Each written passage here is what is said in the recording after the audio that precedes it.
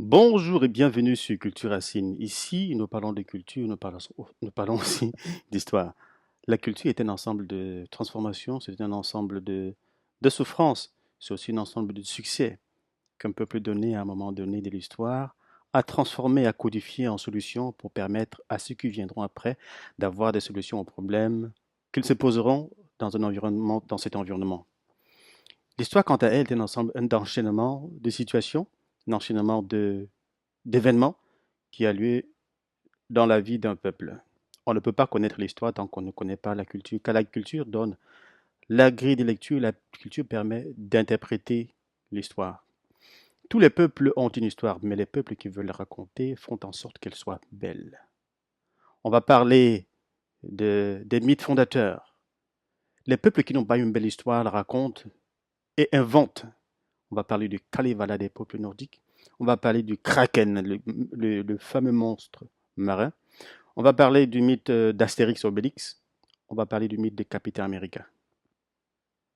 Raconter une histoire, c'est bâtir, c'est construire un imaginaire.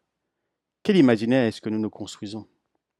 Nous devons avoir toujours en permanence à l'esprit l'idée que le monde d'aujourd'hui est le don du monde du passé. Ya Asantewa, Kim Pavita, le roi Benzin, la reine Zinga. Toutes ces personnes ont donné leur vie pour que le monde actuel soit un espace où on peut avoir droit au chapitre. Connaître sa culture, c'est de se dire comment est-ce que je m'insère dans cette culture pour pouvoir contextualiser le passé, pour pouvoir l'enrichir et pouvoir la transmettre aux générations qui viennent. Aujourd'hui, nous allons parler d'un des éléments essentiels de la culture, qui est les interdits.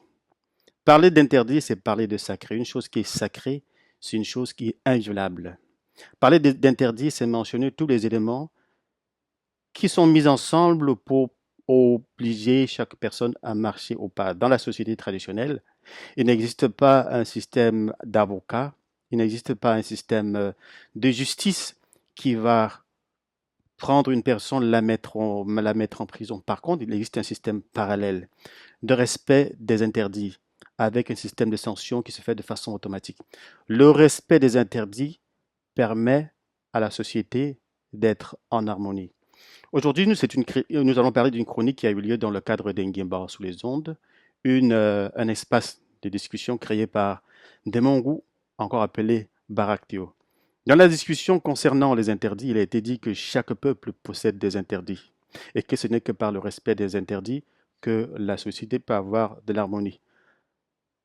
Les interdits sont propres à des sociétés secrètes. Certains interdits sont propres à des sociétés secrètes, mais en général, chaque famille peut avoir son interdit, chaque personne peut avoir son interdit. Et c'est en respectant les interdits qu'on arrive à avoir une société qui est harmonieuse, où chacun respecte l'autre.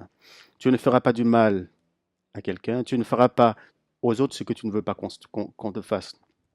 On ne sait pas, en général, certains interdits, on n'en connaît pas l'origine, mais tout ce qu'on sait, c'est qu'ils doivent être respectés et que depuis la nuit des temps, notre communauté a été sauvée de beaucoup de dommages grâce au respect de ces interdits.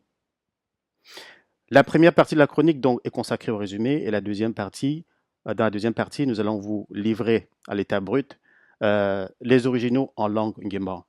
Si cette chronique vous intéresse, laissez un pouce et mettez un commentaire pour nous aider à avancer dans le travail. Merci et nous vous souhaitons une excellente écoute. À bientôt.